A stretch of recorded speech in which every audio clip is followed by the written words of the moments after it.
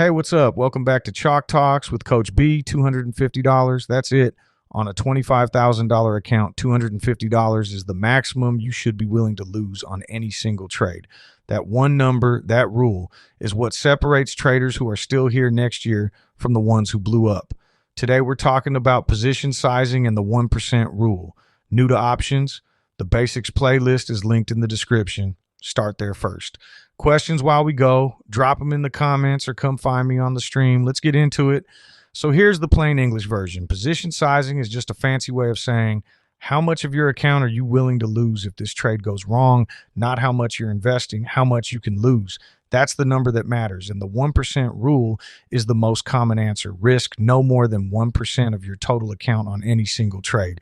Let's put some real numbers on this. Say you're working with a $25,000 account. 1% of that is $250.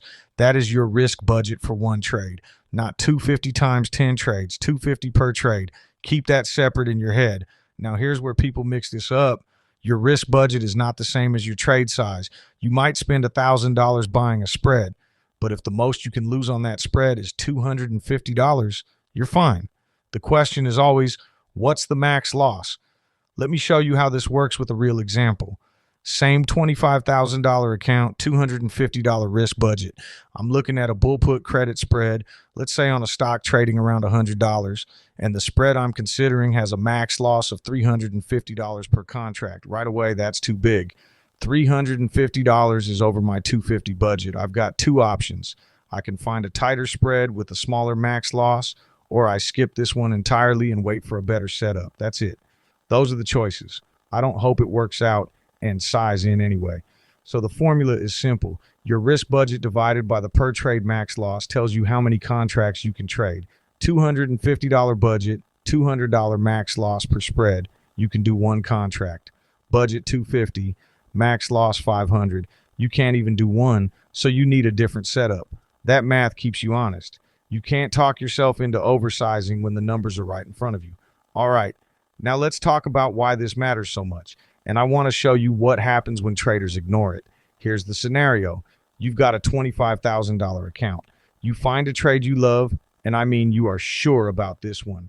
So instead of the 1% rule, you put $5,000 of risk on it. That's 20% of your account on one trade, 20%.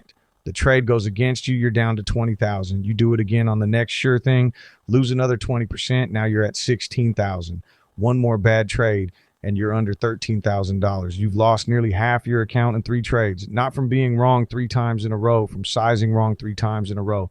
The picks might have been decent. The sizing is what wrecked you. Now run the same three losing trades with the 1% rule. You lose $250, $250, $250. You're at $24,250. Still in the game, still have 97% of your account. That's the whole point. You're not trying to get rich on one trade. You're staying alive long enough for your edge to play out. This is the biggest mindset shift in trading, and most people learn it the hard way. Blow-ups come from sizing, not from picking.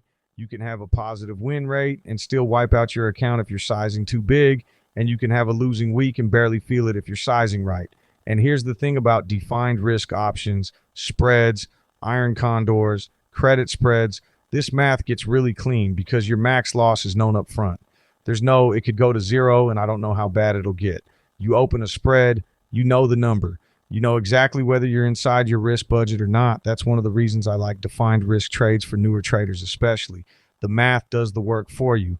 Let's also talk about what a right risk budget actually looks like beyond the 1% number. Some traders go down to 0.5% when they're in a choppy market or trading a strategy they're still learning. Some go up to 2% when they have high confidence and a proven track record, but you need a number. Whatever your number is, it has to be a rule you follow every single time, not something you reconsider when the trade looks good. The 1% rule is a ceiling, not a target. You can always risk less, especially when you're starting out, especially when you're learning a new strategy. Risk less. 0.5% is fine. 0.25% is fine. The goal is survival.